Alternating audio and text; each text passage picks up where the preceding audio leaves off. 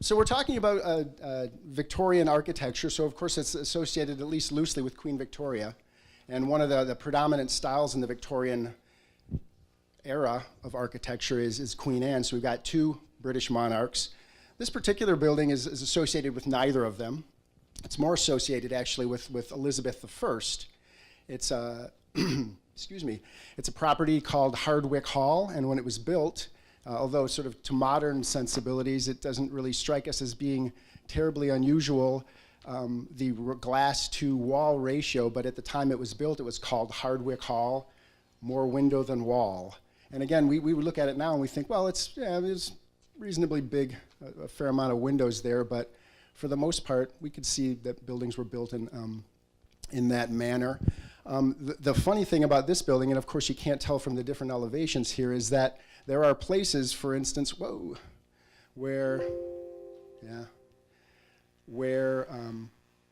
window, this particular, the divider here, the mullion, actually divides that particular room into two different parts. And in fact, there are some places where the division is actually between the floor, so what you see on the outside that looks like a window actually is split between different rooms. And there's some very large rooms that don't have nearly enough windows, and there are some small rooms that have nothing but windows.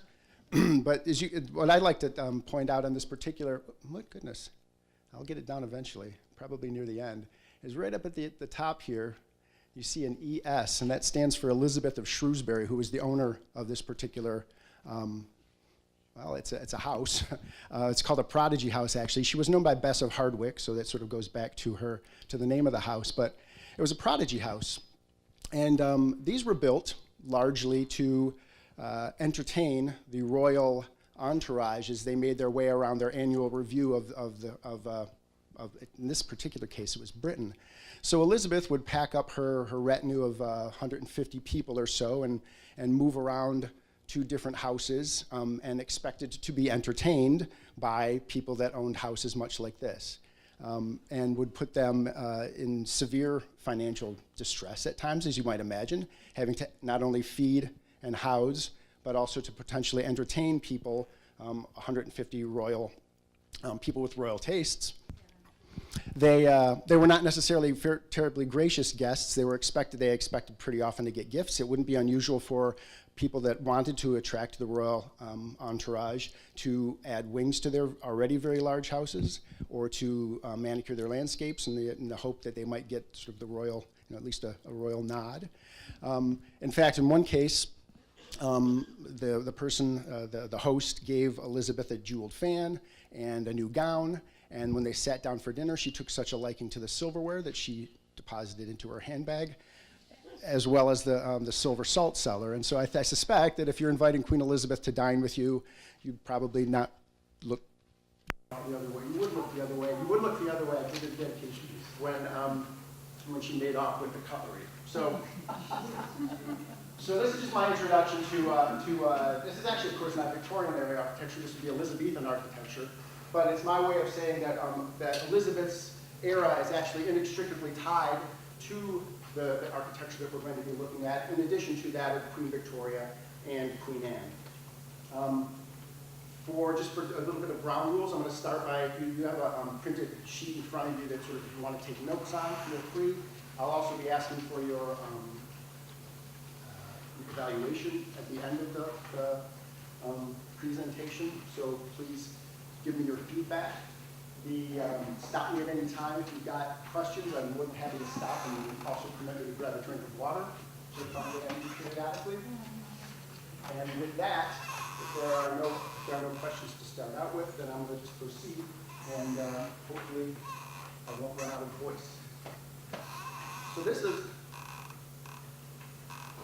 a picture of young Queen Victoria, and I thought that this one would be much more appropriate given the style of architecture that we're looking at. Generally, when we see pictures of Queen Victoria, she's much older. Albert is already dead. She's dressed in black. She's she's the dowager. She's not terribly happy. And the reality is that when we talk about the exuberance of the architecture that comes out of this area, I really think it's something more fitting to somebody that's much younger. Apparently, enjoyed dancing very much and was very much in love with Albert, and was so affected by his death that while she wore black for the rest of her life, he was not only her husband, and his loss to her was most decidedly felt. And so I wanted to show a much younger version of Victoria and talk about, because her reign spanned from 1837 to 1901 up until the current Queen's reign. She was the longest serving British monarch. And as a result of that, we see a span of different styles. More likely than not, when we think of the Victorian architecture, we talk about the Queen Anne style, and that's the one we're going to focus on today. But it actually spanned a series of styles that will go through those that were most popular in the United States during her reign in Britain, that is to say the Victorian era, really the late 1870s all the way to the early 1900s. This is Queen Anne, who was another Hanoverian queen. But the architecture that is most associated with her reign is the architecture that's in this building behind her, St. Paul's Cathedral. This was built just after designed by architect Christopher Wren, and built just after the 1666 fire. And it was this is what we'll call a Baroque architecture. That's characterized by these. We see a sort of the front plane of this building comes in and out repeatedly. And it's obviously very highly decorated. You can see sort of the Greek temple form up in the top here. And it's a shame, this is such a lovely building, and the dome, of course, is the characteristic feature of it. From this particular view, it's hidden, but I suspect you all are familiar with this particular piece of work. But this, and yep, there we go. And this other, I've got to go back to my notes here. This other building, this is in Greenwich. It's the Royal Hospital, but this is the architecture that would be more typical of Queen Anne's era. So we say Queen Anne architecture really doesn't have anything to do with Queen Anne's era of architecture, but in fact, it actually harkens back more to Elizabeth's era. So something more like this. And this is what I think of when I think of sort of that, if I think of Stratford on Avon or Shakespeare, right, I see a lot of nods. Right, this sort of looks like this is what I would think of as Elizabethan architecture. Now, do I have any either architects or historians or people who just appreciate architecture or any, I know there's at least one historian here because I was told. So if I tell you that this is sort of the prototype of Queen Anne architecture, what's your response? Pardon me? Surprise, right, and why is that? It doesn't really look like what we think of when we think of Queen Anne architecture. In fact, what kind of architecture would this be, generally termed? Any realtors here? No? Yeah, yeah, exactly, there we go. This would be called a Tudor style, and that's personified or characterized by this alternating bands. Sometimes we'll see it in big fields, what they would call half timbering. So this would be expressed, in this particular case, it's expressed in brick. But then in between that, you can see that there's this white, which is probably some sort of cementitious or maybe like a stucco, something that was just to provide a little bit of relief and a little bit more character. So as it turns out, what we would generally call Tudor architecture is actually the prototype of that Queen Anne architecture, and what we would eventually call Tudor, particularly in terms of the way we would refer to it in the United States, actually followed the Queen Anne style by a good 30 years. So what we see eventually, we'll see in the Queen Anne examples that I'll show, we'll see sort of hints of this Tudor style, up in the gables in a couple of different decorative locations. This is the first recorded example of the Queen Anne style. So I'm going to go back, actually. You can see how we go from our Elizabethan prototype, the inspiration for this particular model it's called Leyswood. You can see up at the top, or Leeswood, and it's in Sussex. And once again, I'm not great with names, that's why I bring my notes, but this is, goodness. It certainly is in here. There we go, Richard Norman Shaw, who's actually a reasonably famous architect. I just was blanking on his first name. But he was the first person to coin the term Queen Anne, and that is largely because he'd as you can see in the pictures here, he's got that half timbering up in the gables of these individual these individual portions of the building. And what I really like about this particular picture, there's a couple of things actually that if you look down here, it's difficult to read, but say for instance, this one right here says library, which indicates that this wing is, or maybe this one, is the library. This is the drawing room. And so he's sort of provided you with a little bit of a map. This is like a gatehouse. So if you sort of look at what's going on above each of those different written descriptions, and give you an idea about what's going on in the entire building. And what's more is that this particular print was made from a process that at the time was new called photolithography. And it allowed his work to be broadcast, in our case, across the sea, across the Atlantic, where it was appreciated by architects, his contemporaries, and then adopted, modified, and worked in their own work. In fact, H.H. Richardson, Henry Hobson Richardson, an architect who we'll hear of a little bit later, was quite fond of Shaw's work and adopted it into his own, and then actually developed his own not only brand of architecture, but a brand that took his name, Richardsonian Romanesque. And so he took some of the characteristics of this sort of heavy, very medieval architecture and gave it a language more American, more United States-ian, Usonian, and was reasonably famous in terms of architecture in his own right. Oh, goodness, thank you. Yep, pardon? You know, let me answer the first question if I can. I've got dates on some of the other ones a little bit later, but I'm afraid that I don't. I want to say that it was in the 1878. There we go. And I tried to find I don't know who asked, but a modern picture of it, and as near as I can tell, only this part here is currently standing. So there was a photo from here, looking at what was the gatehouse, and so no, I couldn't. I've not been there. It's in Sussex. I've not been there myself, but I understand that. You know, I thought that perhaps this showing it in all its glory would be better than showing a sort of half-attempted half of a building, such as this is. So we've got Queen Anne and Queen Elizabeth, and then much later we've got Queen Anne, and then we've got Queen Victoria, and there's one other woman who, to my way of thinking, personifies, so each of those either took their names or their styles in order to work into the architecture of this particular era. There's one other woman who I think personifies this particular era. Does anybody know her name? Edith Nesbit. Edith Nesbit. Excellent. You get extra points for that. Yes. And so, do you know her sort of? She's got a couple of claims to fame, actually. What's that? Yes, exactly. Well, we're going to get to that in just a second. So she's the prototype for the Gibson girl, right?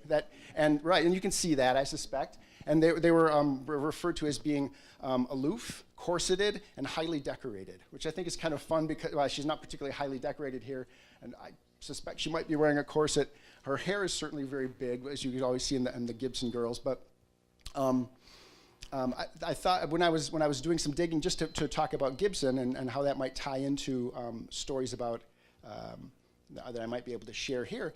Yes, indeed, she was the. There was a relatively famous, again, I say relatively famous, they're very famous to me. McKim, Mead, and White is an architectural firm that practiced out of Boston.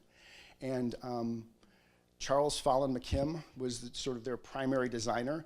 I don't know what Mead's first name was because he was perhaps not as important as the other two, but the White was a man named Stanford White. And he was married, and so was Ms. Nesbit, but not to each other. And they had a dalliance. And in the course of that dalliance, I don't mean to cast any aspersions on the age of this crowd, but there was a movie that was made in about 1955 called The Girl in the Red Velvet Swing with Joan Collins and Ray Milland that talked about that particular, so Milland played White and Joan Collins played Nesbit. And then there was another, sort of perhaps closer to my age, Ragtime. The movie Ragtime actually featured Norman Mailer as Stanford White and Elizabeth McGovern as Nesbit. But they were having dinner in New York City one evening, and her husband, a man named Harry Thaw, came up and shot Stanford White 3 times in the face, and he died. And that's the story of how this Gibson girl, sort of in as much as she represents, to my way of thinking, the spirit of the era, is inextricably tied to the architecture of the era as well. So I said that we were going to sort of take a march through architectural time, starting in the, this is actually precedes the era that we're talking about. Excuse me, the style precedes the era. This building actually follows the era. But we're going to start with what's called the Gothic Revival, and then work our way, which actually is, is not a Victorian style. It's the sort of pre-Victorian. It's what led to the Victorian styles. And then we're just going to march our way through the different styles till we get to the end. I'm going to deliberately skip Queen Anne and come back to that because, as I say, generally speaking, when people talk about Victorian styles, I think they generally mean Queen Anne style. Perhaps you don't, but we're going to focus specifically on Queen Anne style and some of its different variants. So this is, anyone know this one? Beaumont Tower, excellent. Yeah, so you must have been the Go Green that I heard out in the wilderness, exactly. So this is actually, this was built in the 1930s, so it's obviously, it's past the time that we're considering. But it's built in a style that's called collegiate Gothic, and it's a pretty popular style, was popular at the time.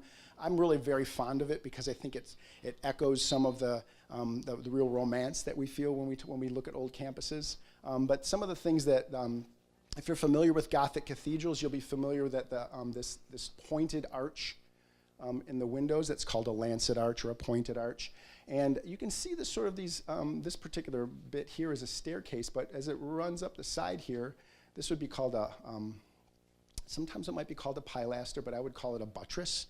And on a proper Gothic cathedral, you'd see that would be called, if it were taken away from the building, it would be called a flying buttress. In this case, it's an engaged buttress. But this is done in the collegiate Gothic style, which, as I say, was built throughout the early part of the previous century. This building is really more of the style. This was actually more of the. I'm going to have to go back and check my notes again. This is a building done in Cincinnati, and it was it's the Langdon House. And if I had to guess, I would say that it's probably built in the 1860s, 1870s. But it's got all those similar characteristics that we find in that Gothic style. Here's the pointed arch.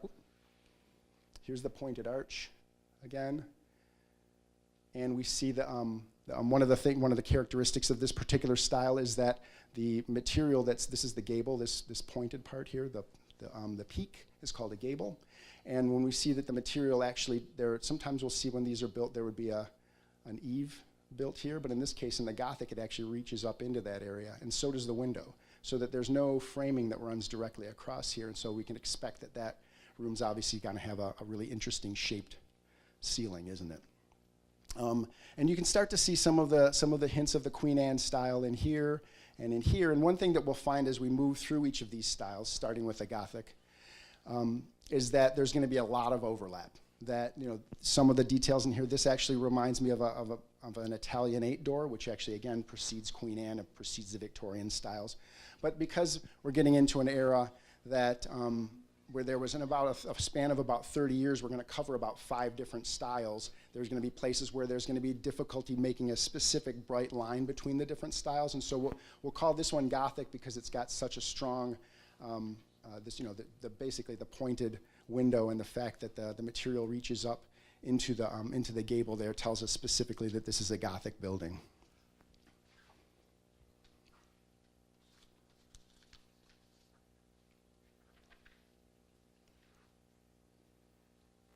And we'll move on to our, move on to the next example. This is the Ingham County Courthouse, and it is expressed in the next style that you see on your list there called the Second Empire style. I've got a couple of these actually, but the primary defining characteristic of the Second Empire style is this roof that sometimes you see it expressed as a curve, so it starts out as a fairly steep pitch and then it levels out to something much more gradual and shallow. You can see that it's actually in a couple of places it does that. Sometimes it actually is done where it starts out as a straight line, a straight roof, and then there's a decided break in that, and we'd call that a gambrel roof. So just presume you're familiar with a gable roof that has slopes on 4 surfaces. Well, a gambrel roof is that same 4-sloped roof with an additional sort of bend or a kink in it, and so you see that expressed. In this case, it's done in a curve, but oftentimes when we refer to that gambrel roof, it's going to have a straight line and then another straight line. And a couple of other defining characteristics of this particular style are, we'll often see bracketed eaves here. So all this part is the eave. And so we'll see brackets underneath there. And then there's some molded cornices up in here and all along in here. And sometimes up at the top here, you'll see some of all these different moldings that are applied to the building to give it a little bit more detail. This is the Central Hall at Hillsdale College, and expressed in the same, that Second Empire style. You can see that actually they're very similar. That it's got that, so again, in this particular case, it doesn't actually make a break, but it's got that nice, it starts out at a very steep angle, and then it slowly bends to something much more gradual and much more, with a much more shallow pitch. It's got a lot of detail up here underneath the eaves, up in all these brackets. They almost look like what we call dentils, which are sort of teeth-like appendages. This particular case is just a lot of different brackets. And it's also got these molded cornice. In fact, there's some really lovely detail up in here where it's just, I think it's just really elegantly done. A really nice example of this particular style. Did I see a hand? Yep. Yep, this is in Michigan. I always get this wrong. I want to say south of Battle Creek or Jackson, or maybe both. Yeah, it's Hillsdale. Yeah, there we go. Thank you. My brother's a professor at Albion, and I think he's close to there, but then he tells me that he is, relatively speaking, exactly. All right, so we'll move on to the next style. That being, this is called the stick style. And again, this is one of those where there might be a sort of blur between what generally speaking, I suspect if people look at that, if they don't specifically call it that's a Victorian house, they might say that that's a Queen Anne style. And in this case, what separates it from the Queen Anne style is we've got extremely steeply pitched roofs. The Queen Anne can also have those as well, but you can see that this is probably, generally speaking, when we measure roofs, we talk about the rise and the run. And since the runs are generally done in series of groups of 12, say for instance, a relatively steeply pitched roof would have a 12-inch run and a 12-inch rise, and a shallow one would be a 12-inch run and a 4-inch rise. Well, I'm thinking that this is something more like a 24 and 12 or a 36 and 12. It's such a steeply pitched roof. I would certainly not want to be the person responsible for re-roofing that once. Every 30 years they bid that out, and one presumes they're going to make a fair amount of money on it, but they're going to be up there. They're going to earn their money, I suspect. There's some very steep pitches here, but the additional character defining feature is that we see a lot of angles. So instead of just a sort of flat, it sort of almost disguises the actual shape of the building. Even though it's relatively simple in plan, it's probably a rectangle, or maybe it has a slight appendage to it, that this particular part here is actually on the same plane. So as I move from here, you can see vertical boards here, and then it gets broken up. Here's some of that half timbering, or a hint of that half timbering, right?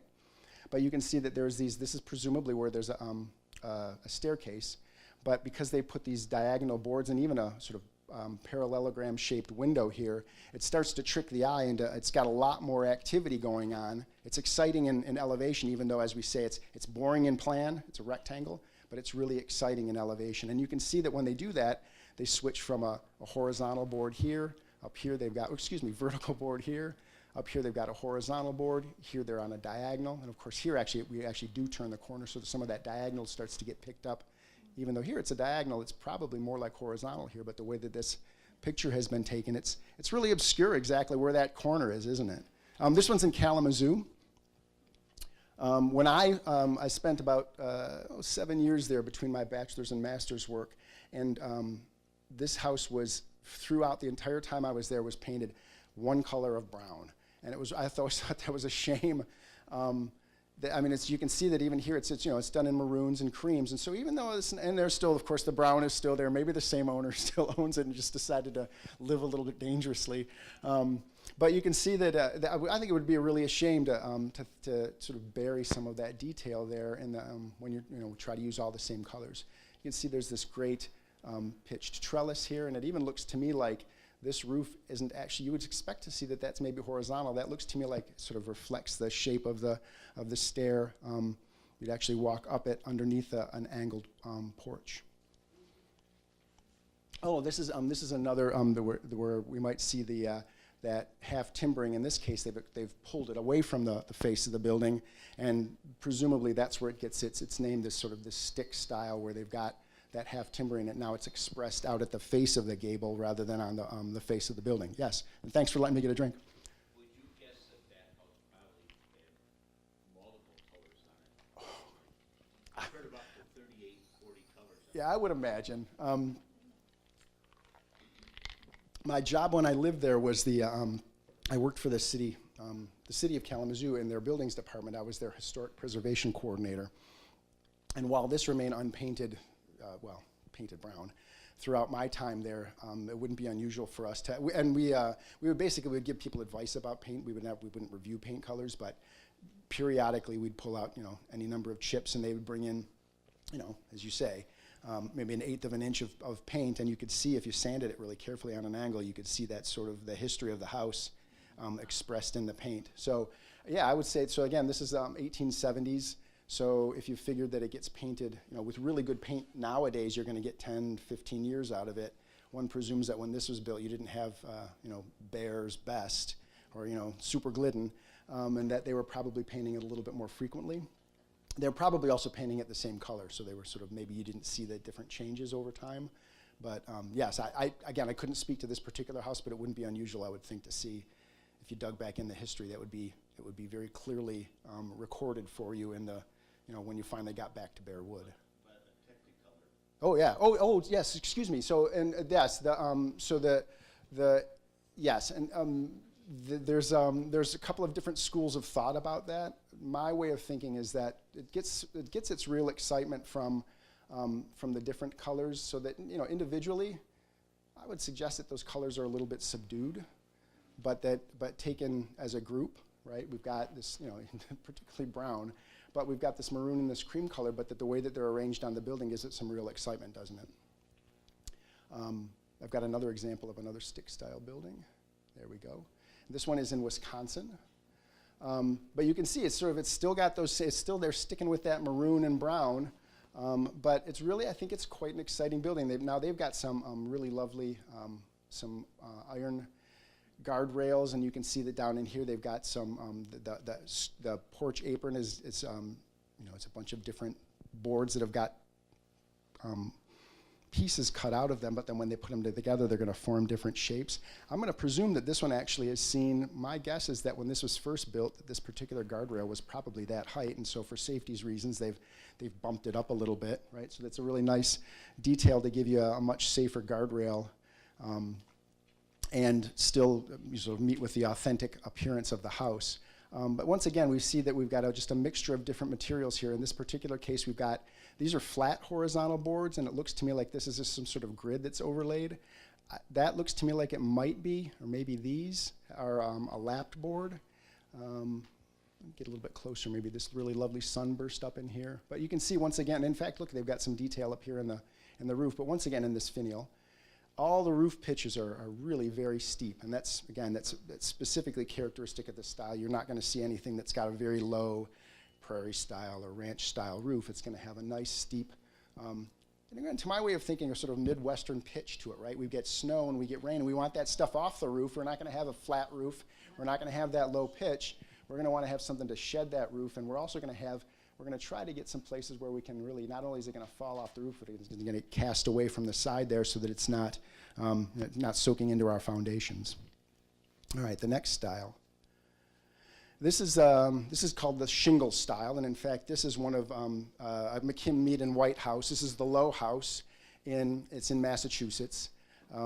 If memory serves, pardon me? Does somebody know the town? This was actually demolished in 1962. I don't know what replaced it. I didn't have the nerve to go looking, frankly, because I think I would have been disappointed. But it's done, as you can see, the primary material. In fact, in this case, the nearly exclusive material is these shingles. So now instead of doing long strips of siding, either horizontal or vertical, now we're broken those down into different. Into much smaller pieces, and what that allowed is for us to follow a much more curvilinear wall. In this case, it was sort of expressed as these bays, but you can see that even at the corners, they did it around the corners and around the edges, but where we have a corner in this bay here, there's no trim piece, so they were actually able to wrap, in some cases, corners, in some cases where they had, where the walls actually curved, which would not be entirely unusual. they were actually able to bring those shakes or those shingles around a corner, because we weren't talking about a long board. We were talking about something that was incrementally, we could sort of move around the base of the building and follow the shape of the building. So in this case, the primary character defining feature is the use of these shakes, and almost exclusive use of the shakes. And actually, here's another example where you can see that they got to the corner of this column here, and they didn't end it with a piece of trim, which you might find. They just wrapped that. That's some very careful woodworking to sort of put a bevel on, a two-way bevel on the edge of a column like that, but really quite lovely. Again, it's called a low house, and it's no longer with us. This is another famous example. Yes, it is. But so of course Wright is known for. This is Frank Lloyd Wright's home and studio in Illinois.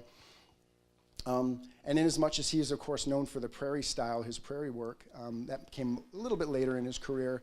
And this is the house that he bought and then modified. The house is here, and then his studio is actually located back in here.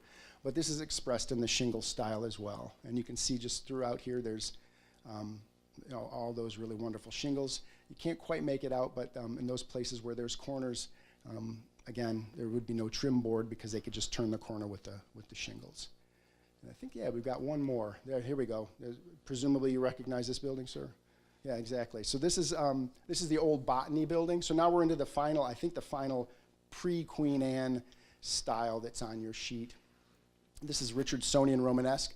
Some would argue Queen Anne, and I wouldn't presume to argue with them. It's got the sort of the irregularities that we might see in Queen Anne, the asymmetries. We've got this really tall element here and much shorter here, and even around on the side here we've got some asymmetries. But what brings it out for me is this what they call the Romanesque arch. And so we take the Romanesque arch, this rounded arch, this half circle, and apply it to H.H. Richardson's, Henry Hobson Richardson's character defining style, nearly always expressed in masonry, in this case brick, and then nearly always with this really heavy cut, not carefully. Am I doing something? Could I do something better to? No, okay. Hide it from the speaker. Much heavier cut stone that's not particularly carefully dressed, but it really provides for, to my way of thinking, a very nice, solid base from which this building springs. This is the old Botany building. I think it's occupied by at least part of the economics department. And Michigan State University. Yeah, so I'm a U of M grad, and great loyalty there. My wife is a professor here, not in this particular building or the previous one. She doesn't get to work in a cool building like this. But one of the really great things about living in East Lansing is that I can just walk it's about 5 blocks from my own house, and there's some really fantastic architecture. This one and the previous one, old Botany building, you can see even one beyond it, and then there's even one beyond that. It's an area of campus they call Laboratory Row, and these were all built, again, in the pushing the edge of the turn of the century, the last century. And of course, there was at one point it was determined they're very small, and they're difficult to fit. As I say, it's this particular building and then another building over here where the economics department is located. But instead of scuttling the buildings, I think that they very wisely chose to keep them, and it is absolutely my favorite part of campus. So there's this just string of pearls right along East Circle Drive there. This is one of them. This one in particular is my hands-down favorite building on campus, and certainly in my top 10 overall. I mean, this is just a fantastic. This is called Eustace Cole Hall, and again, we see that Richardsonian Romanesque arch here. But here's a little hint of shingle style, right? And here you can see very clearly there's no, we couldn't do that in horizontal siding. We'd have a tricky time. They've done it in brick here. It's a little bit tricky to get, you do the really short bricks or even get curved bricks. One thing I find really fascinating about this building, so this is formerly Michigan Agricultural College, right? And this is a building built in Michigan. Does this speak to anybody? Does anybody see the sort of, to my way of thinking, a very hidden message here? What's that? Yeah, so all right, so here's this, to my way of thinking, that's a very clear silo, and then there's an angle there, right? That's not vertical, and then there's another angle here. This looks to me like that's that 2-story pitched, that's called a gambrel roof, when we've got a gable, and then it's got that extra break in it, that's called a gambrel, and we'll see that pretty frequently on barns, right? And then so if this is your barn shape, then that's pretty clearly a silo. So I think, it's just a spectacular building. And looking at old photos of it, these shingles were actually picked out in a diamond pattern, which is long lost. Either the next pass at it, they didn't even try to do that, or over time the paint has faded, or repairs have just gotten rid of it. But hands down, this is where I go on campus when I need to remember that we can still do good architecture. It's relatively straightforward. It probably didn't win any awards for its time, but I absolutely love it. And again, Wolverine saying that this is one of my favorites of all time, absolutely. All right, so that's we've sort of marched through from Gothic all the way to Richardsonian Romanesque, and now we're going to go back and hit on a couple of the Queen Anne styles and some of the different variants in the Queen Anne style. And then we're going to take have an interactive little break here. So I'm going to stop talking and we're going to do a little video and then wrap it up with a discussion on some of the influences that led us to these styles and how I think that informs my work today, and hopefully provide you with some thoughts about my philosophy of architecture. So moving forward. This is the first Queen Anne. This is the one that's in Newport, Rhode Island. Mary, this is the one that's in Newport, Rhode Island. Again, I'm not great with names, so I'm going to have a look. This is the Watts Sherman house, also done by H.H. Richardson, and the interiors by Stanford White. But this is it's called the first Queen Anne house that was built in the United States. And again, I suspect that if anybody that's inclined to argue about such things might say that this is really more of a Tudor-looking house, and I couldn't argue with that. But I would suggest instead that it was this particular style that informed the Tudor style, which was built in the 1920s, reaching back to some of this particular variant of the Queen Anne style. I think it's the top one on your list. I'm going to look over. It is the half-timbered variant of the Queen Anne style, and so as I've mentioned, it's got this half-timbering up in this gable area here, and what would not be unusual to see, as you see here, this line, sort of a string of windows. So we've got a triple group of windows and a break and a triple group of windows, and we see the same thing up here. So instead of individual windows, they're going to be used as a unit. This is the sort of the culmination of the style. This is in California, as you might imagine. I don't know why but as you might imagine, this is the William Carson mansion. Can anybody guess what this particular gentleman's profession was, or his? He was a lumber baron. That's exactly right. And of course he was. And again, he's not used. He's not used a lot of fancy colors. One presumes that if this isn't exactly the way it looked when it was built, it's certainly similar, right? That they would have dug back down into that 1/8 of an inch of paint and found something that's at least close to the original paint beneath. But it's got a number of other, you can clearly see it's got these steeply pitched roofs, which speaks of the stick style. And it's just got some really terrific detail in here. These turned columns. You could look at that for quite some time and just pick up all the detail on it. You can see here's this sort of this group of windows. It's not really half timbering, but you can see that this group of windows that we speak of when we're talking about the half timbering style. And even who needs a column to hold up the window hood? Well, Mr. Carson does, because he owns the wood and he can tell you where it's going to go. Great finials up at the top here, just enormous detail. It really makes this thing spark. As apparently it's now a private club and not open for public tours, but I think it makes for a great example of, we started with that Richardson, which is really quite a lovely building, frankly, and then its culmination when it finally got to the West Coast and they just sort of took out all the stops, and we've got something really as wonderful as this. All right, so then we're going to step back again. This is a spindle. Let me make sure that I've got these in order. I do. This is the spindle variant of the Queen Anne. So this is perhaps a little bit dialed back clearly from the previous example. But in this particular case, we're not even looking at 2 full stories. So it actually starts to get into what we call the folk Victorian, where things got very simple and actually almost led into what we would now call the colonial revival. But the things that pick out this particular style, there are all these spindles here, and the way that they're used to create this screen, this one here, this linteled area over the door. It's just, again, it's just another different variant of the Queen Anne style. There are 4 of them, and we'll get to the other one in a second. So we've got half timbering, the half timbered style, the spindled style. Is there a question? Yep. Yeah, on the thing underneath the tower, sort of the tower ask, or just that, Yep, right here? no, up the next section, that right in there. Okay. That doesn't even look like, that just looks like it's painted. It does look painted to me as well, and in fact, it's funny that you bring that up. The Hardwick Hall, I don't know if this is or not. I'll say that it is. How about that? Because if you take a look at this, is about at the same height, right? And although this is back in a little bit of shadow, this looks to me like it's, it definitely reads differently. The only thing I could guess is that because it sits back a little bit, maybe it's catching some sort of different reflection of light, but. The other side of the center peak, the other side, that Yep. definitely looks Yeah, that's like siding. to me too. Yep. So that would carry through here, and it looks to me, and even it comes around the side here. At the very least, I would say that it's almost certainly picks up this siding.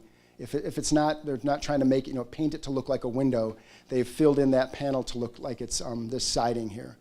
And as I was saying, that the Hardwick Hall, that when I had shown it first, apparently there were places where they just put in blank. I don't know. I presume they painted the glass to cover up the fact that the window was built right in front of a chimney. So I don't know if maybe there's something going on in here that they don't want anybody to know about. I would think it would really be kind of a shame, because it's a relatively small space. If you figure that that's about 3 feet, that's overall 5 feet. There's barely enough room in there for a desk, but it might be might be kind of a cool place to hang out. Yeah, exactly. It's got that tower element, and it's sort of wasted, isn't it? Good eye. And this is, as I say, this is the spindle style, and then this is the final variant. It's done in patterned masonry. This is an old town in Lansing, and this is it's this building here that I'm focusing on specifically. But you can see that, in as much as I would say that this is certainly Italianate, and so is this, because it's got the round-topped windows. This starts to get into that a little bit of that blend between the Queen Anne and the Italianate styles. But once again, you can see this great expression of either stone or brick, and then even just individual brick details. You see that it's expressed up in here up in the cornice, and that they've got a lot of relief in the brick in here, and and here it's done as an arch, and here it's done as it's corbelled out to make what they call a capital, the top of this column. So they took some real time to give that a lot of additional detail. I can't imagine that thing's like 15, 20 feet wide, but it's got some real great verticality to it, doesn't it? All right, and I think. Yeah, that gets me to, oh no, this is the final one. Excuse me, this is the free classical variant. And what sets this off, there's 2 things here we're going to look for specifically. One is this, what we call a Palladian window, which is formed by 2 rectangular windows that flank a round top and rectangle underneath it. So this, taken as an aggregate, is called a Palladian window. And then the other thing is that we're going to see that we're going to reintroduce these classical columns in here. In this particular case, it's an Ionic column. The capital has got that, what they call the volute, that curves back around and under. But it might be a Doric column, which is much simpler. It might, in some cases, be a Corinthian column, but in this particular case, it's Ionic, and it picks up that classical column to make this classical variant to the Queen Anne style. And once again, there's a bit of a blend here with the Shingle style, right? Here you can see that very clearly that they've turned the corner without any trim pieces. They got this really nice flare here. I worked for an architect who built a house for himself very much like this, not in this style, but decided that he wanted to do cornerless shingles and have a little flare in them, and that these shingles down in here took him hours to get, because as it starts to kick out, you've got to put a bevel on it so that it meets its partner around the corner, but it's also got to meet the one underneath it in such a way that they've got to be, if they're not tight, then you put some caulk on it, and that just ruins the whole effect. So he said that if he did it again, he was glad it was his house, because he was doing the work and not paying a carpenter to do that work for him in time. But he said he would find a different way to detail it if he did it again.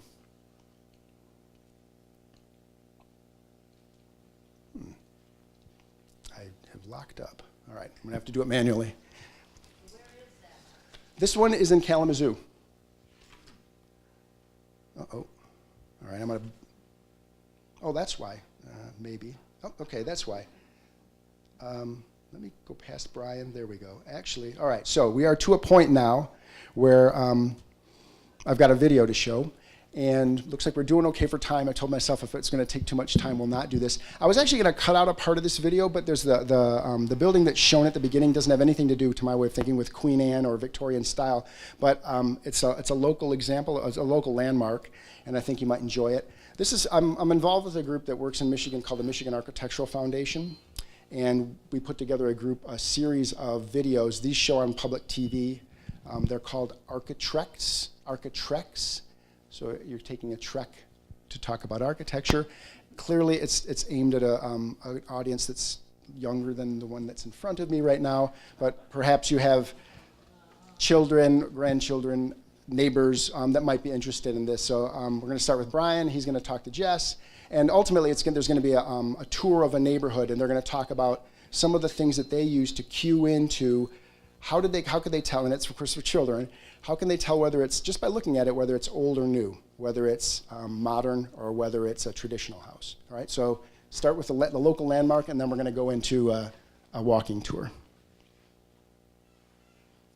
Architrex is brought to you by the Michigan Architectural Foundation, increasing public appreciation of how architecture enriches life.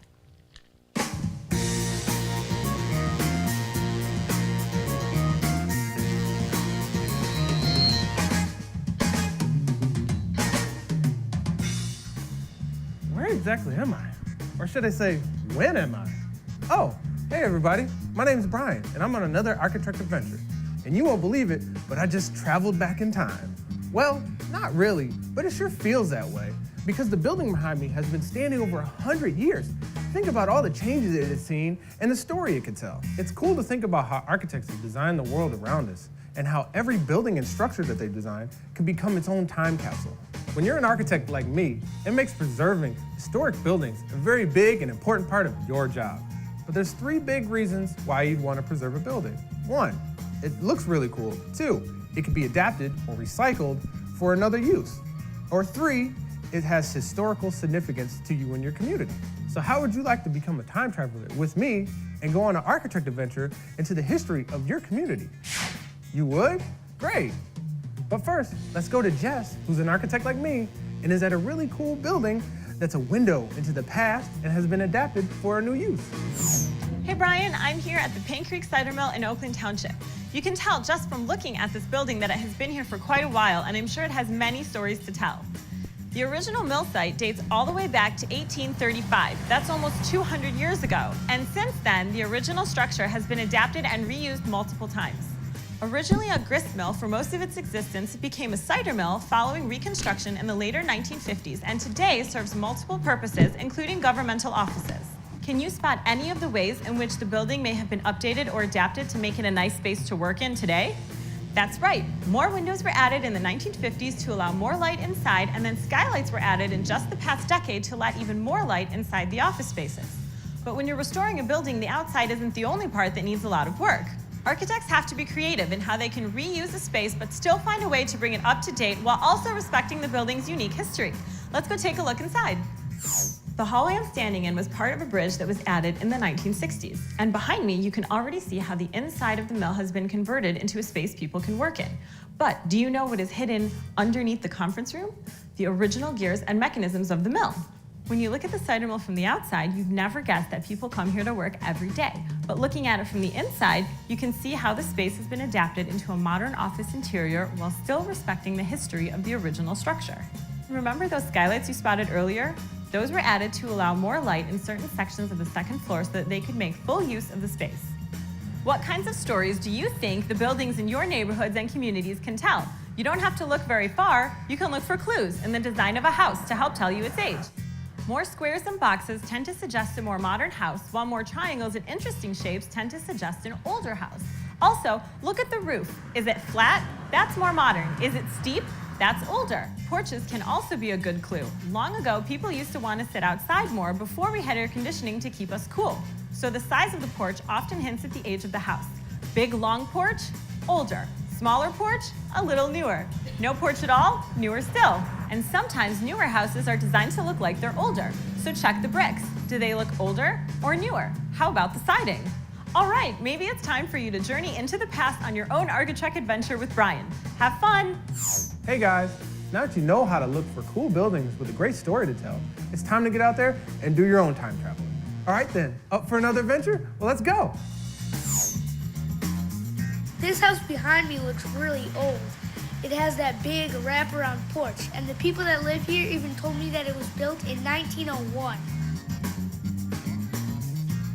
I think this house is new because it has boxes and squares and no porch. This house behind me, it kind of has a porch, and it's made out of old bricks. I think this house is more modern because the roof is flat. The windows are also a lot bigger than all the other houses on the street. I can see a lot of rectangles and aluminum. Wow, I never knew there was so much history in my own backyard. Well, thanks for coming on Architect with me. If you want to be an art cadet, all you got to do is go to the Architect's website at dptvkids.org and michiganarchitecturalfoundation.org. Log on and you can find out more about the places and the spaces in your community. Then grab a friend and you guys can go on your own time travel architect. Let us know what amazing time capsules that you have found, and maybe you could be the featured architect on our social media sites. Well, until next time, don't forget to have your own architect adventure. You never know what cool things you'll find hidden in the buildings, the streets, and the parks in your community. Do some visual thinking and realize that it's all by design. Well, see you later. All right, so this Escher print of the middle of St. Peter's will give us just something to reflect on. But what I'd like to just perhaps discuss with you all, we've talked briefly about different styles that were predominated in the United States from 1870 to 1901 or to 1900s during Victoria's reign. And I suspect that those of you that are either students of history or perhaps just by looking at the buildings can tell some of the things that influenced the way those buildings looked. So I'll just, can anyone give me some thoughts as to why we ended up with buildings that looked quite so exuberant? I mean, this gentleman here specifically called out the fact that we're dealing with the work of a lumber baron, right? And so and I think for the write-up for this particular series of talks, they specifically mentioned I think they called them robber barons actually, but which is not entirely unfair in some cases. So there's a really strong influence. We've got some people that are extremely wealthy. Either they made their money through lumber, in the case of the Vanderbilts, railroads, perhaps oil, perhaps just general skullduggery, and that since there was no income tax, one presumes they had a fair amount of extra money to spend on these really lavish houses. And I think Mary had mentioned something about how, if they had traveled overseas, they might have said, well, I want to take a bit of France home with me. And if it's not in the case that they actually took a piece of France, in the case of some stained glass with them, they were influenced by some of the designs that were going on overseas, as we saw here, whether they were modest or less so. Any other thoughts about some of the other things that were going on, again, between 1870 and 1900 that might have influenced the way these buildings look? There's a couple of things I can think of. Oh, certainly, yep, so Civil Wars ended. Okay, absolutely, sure. Lots of immigrants. Okay, that's a very key one, certainly. So we've got, I'm just going to sort of the ones that I'm ready to talk about, so I appreciate what you're saying. So we've got lumber barons, immigrants. Was it a reaction against the earlier architectural style, or just boredom with it? Not that I know of. I suspect that actually the one that follows this, I think that because of the real, quite literal exuberance that this style expressed, that they backed off a little bit in some later styles. So it's possible that they got tired of being quite so boring and Gothic, and they wanted something that was a little bit more lively and late Victorian. So I don't think that's entirely unfair. I generally peg this to be that I divide them into two different groups. I talk about the cultural influences and like the sort of the art movements that might have influenced the architecture, and then there are technological advances as well. And so I'll just go through the ones that I'd like to talk about when I talk about the different influences. And of course, the first one I think on here is this one here. This is George Washington Vanderbilt's house, called Biltmore, and this is in North Carolina. This is actually executed in the Chateau-esque style, and this is where we come back to the idea of the chateau being a French castle. He certainly had the money. This is the son of the railroad baron Vanderbilt, but had no less, well, he had less money, but still an appreciable sum. And built this, again, with the Chateau-esque style, we're seeing a lot of asymmetries, but we're seeing some local symmetries, significant steeply pitched roofs, nearly always expressed in stone as opposed to brick. But here's an example of a slightly more modest example. This one's in Kalamazoo. This is the Henderson Castle on the west side of Kalamazoo. Mr. Henderson made his money in fraternal. He was a clothier, I guess, but fraternal uniforms and army uniforms and that sort of thing. So he made a significant amount of money in that endeavor. This is done in the pattern masonry style, the Queen Anne variant, but of course, in this particular case, it's obviously less elaborate than Biltmore. Clearly, what are you going to do to compete with that? But still, he's got all the tricks here, right? He's got limestone attached tower, extremely steeply pitched roofs, these dormers, this enormous finial, and all the asymmetries. And of course, this sits on what they call West Main Hill, facing back east toward the city. So it's, as you drove out of town headed west, you couldn't help but see this really wonderful building. It wouldn't surprise me right up there. At the very, they would either be a widow's walk or what they call cresting. So if it's not flat up here, there still might be that fence. In this particular case, it wouldn't keep anybody in if it were just at the top of a peak. It's called cresting. So a couple of the other technological advances. So it's actually somewhat related to the war that the North seemed to do particularly well, and I'll sort of turn to my historian friend for a nod if I'm right or not, is because they had access to a lot of railroads and sort of all the logistics that they were able to turn to the south. Thank you. Excellent. I got a nod. That they were able to move men and material around much better because they had access to the railroads. And so, no less here, that all the new materials that were being fabricated, with this we're talking about metal carving tools and access to power tools, and so that some of those turned columns that would have taken a craftsman months to build could have been put on a power lathe and actually turned. You can see these things here, that if you were to try to do that by hand, it would take you quite a long time, whereas if they set it up on a lathe, of course it would still take a significant amount of time, but you're talking days rather than weeks. What's more is that a new form of construction was invented around this time or discovered called balloon framing.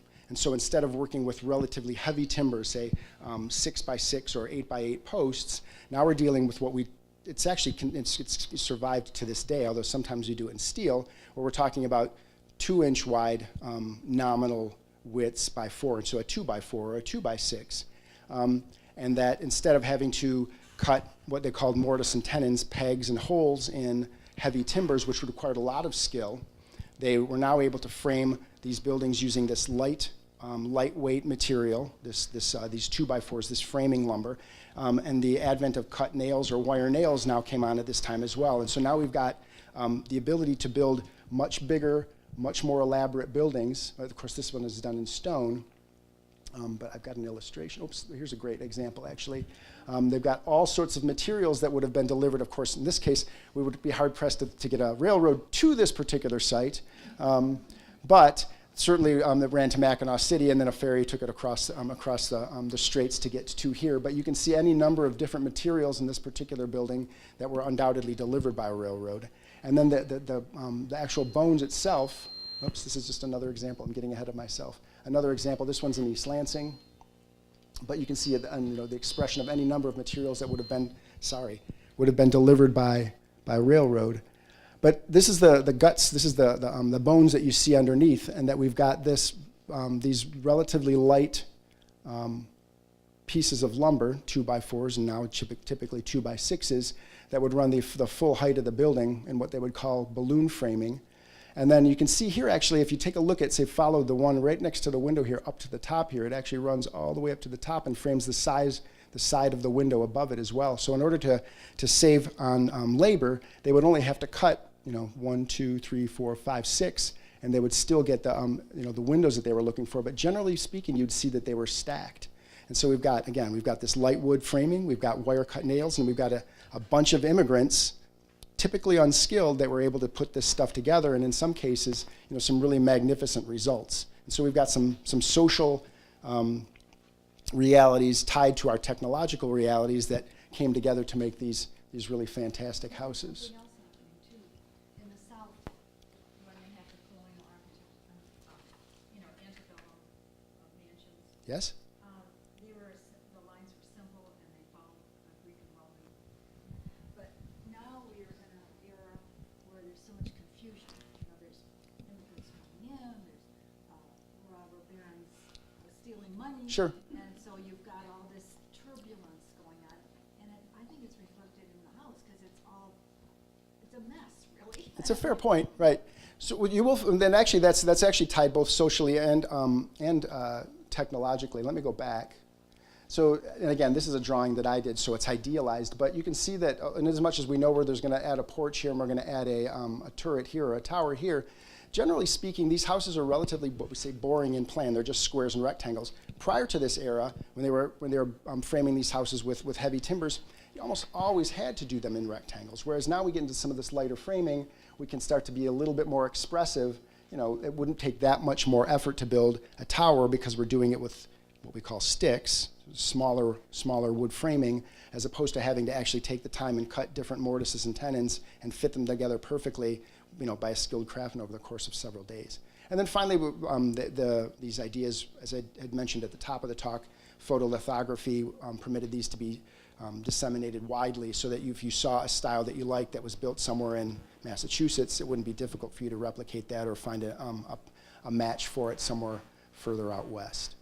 And of course, in Michigan and throughout the Midwest, it's not just coincidence that we sort of associate ourselves with the Paul Bunyan, the Michigan State, right? We had plenty of lumber, and we used it up, I think in some cases really well, like in this particular house.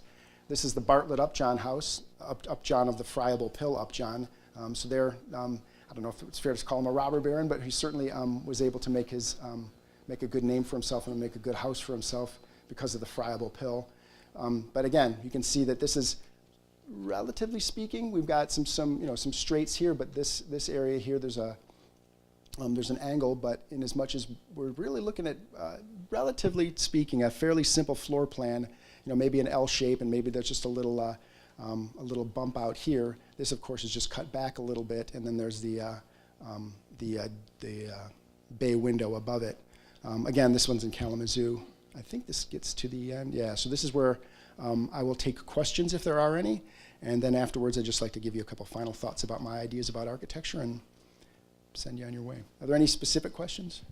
How does East Lake fit in with this? Oh, so East Lake is the style that is, the spindle style is often called the East Lake style. And Mary, you said you'd have, I don't know what your chair looks like, but presumably it's built with sort of spindly looking, I don't know if there's a break actually between the furniture, there probably isn't a great one, but between the furniture and the architectural version of that particular style. But the spindle style is often referred to as the East Lake variant. Yeah. Did I not write that?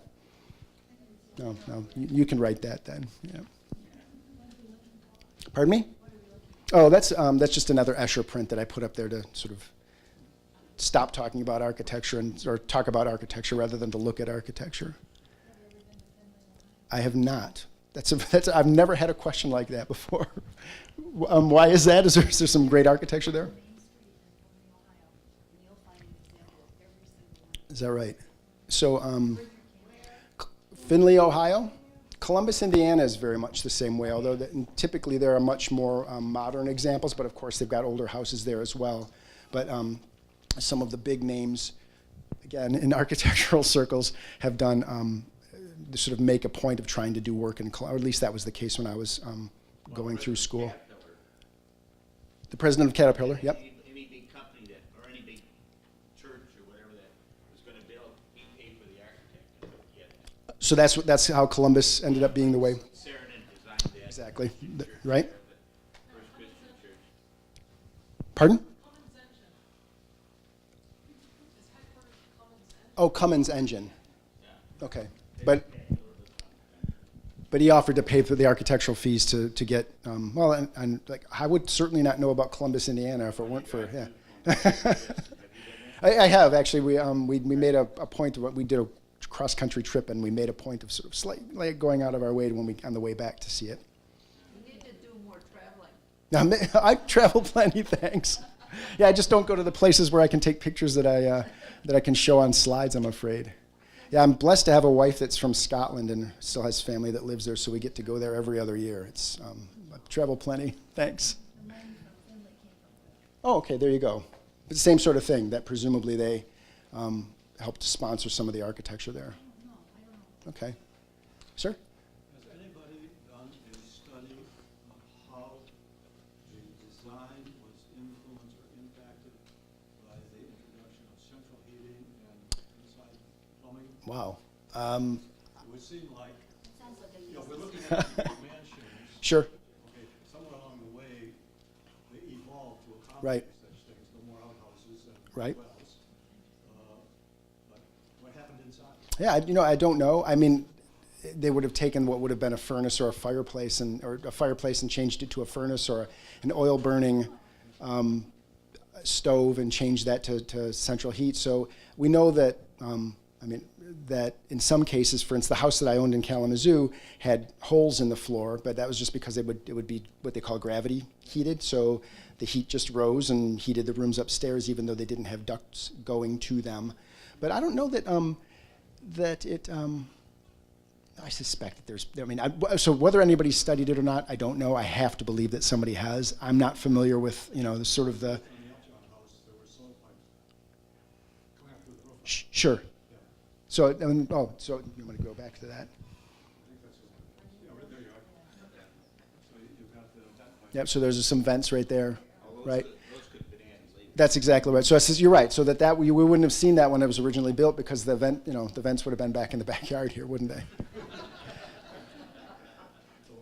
It is.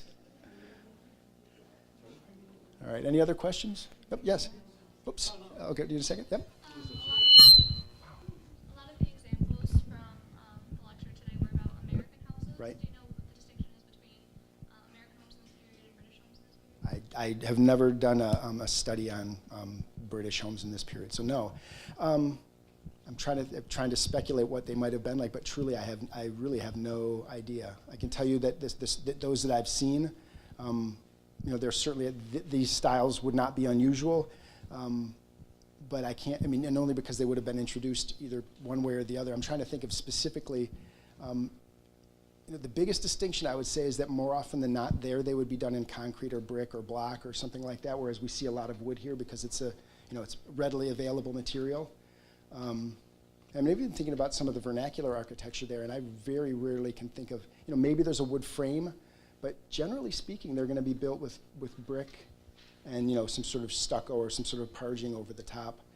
I'd be hard, really think about it now, I'd be hard pressed to think of one that, might have done a Queen Anne. I can think of Queen Anne example, what we call a Queen Anne example, presumably they do, it's their queen.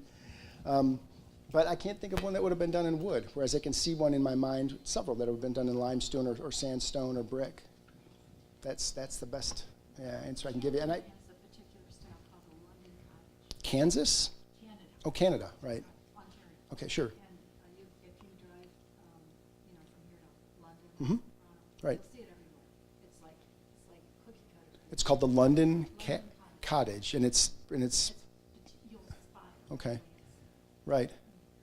And it's done in brick. Okay, so, sorry. Yeah, maybe if I get invited back next year and I get to go to Scotland before then, maybe I can do a study of British architecture of the Gilded Era or the Gilded Age. Yes, ma'am. Have you designed your own home?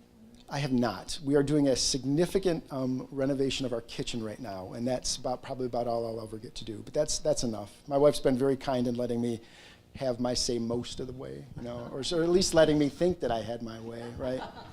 No, I do this all the time. A significant part of my work is preservation and sort of renovation of existing buildings. And so having put any number of people through all you have to do is move the microwave and the hot pot into the dining room and cook there for a month, right? And now having done it, it's much easier to say than I'd come and visit, and oh, this looks like it's coming along very nicely, the framing, and I see this, you got your makeshift kitchen, I'll see you in a week.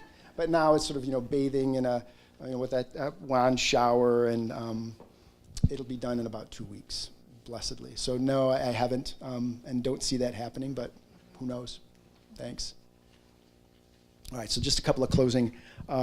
What I hope to have conveyed to you is that there were different technological and cultural influences that we see in the houses that we took a look at today, and that in as much as this particular house, somebody loves it, it's their it's their home, it's their house, but I find that it tries to do just a little bit too much. It's sort of it picks up on this really steeply pitched roof, so maybe it's trying to be a Queen Anne, and it picks up what they call these quoins, but it's not a masonry building, it's done in stucco.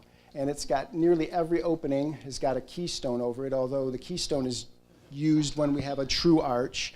I think except for these two windows, nearly every other window in the house is a different shape. And what is, I think, most telling about this, and this is, again, I know none of you live there because this is in South Carolina, is that I don't recall there being a sidewalk in front here, but the entry for the car is very prominent, and the entry for the people is significantly less so. This is the era we live in, and that's, I don't really have, again, somebody loves this house, and that's great. But I think that we, as architects, we have a responsibility to think about things like this. That, again, it's got the pointed arches, but I would hardly call it Gothic, right? It's got it's hard to see here, but it's got some of that cutout detail that we saw in the Queen Anne, but again, it's not Queen Anne. It's got vaguely looking classical columns, but it's not a classical variant. Yeah, this is in Rosemary Beach, Florida. This, again, the approach to the drive is no less pronounced, but it takes a back seat to the approach for the person. And in fact, if that's even the approach for the person, and this isn't. So the front door is at least still somewhat obscured, but I would suggest that we could do this and we do it well. I would be hard-pressed to say it's got a style, frankly. Maybe 10 years from now. So, no, it's got great style. Excuse me. It doesn't have a style. That 10 years from now, someone will look back and say, oh, and then in the 2000s they were building a bunch of these, and they're going to give it a name, as if we always thought that it was going to be named after Queen Anne. Someone will give this particular variant a name, and I don't know. It works for me. There we go. It's actually up in the Panhandle, so let's call it the Sugar Sand style or something like that. Anyway, I appreciate your inviting me, and thank you very much.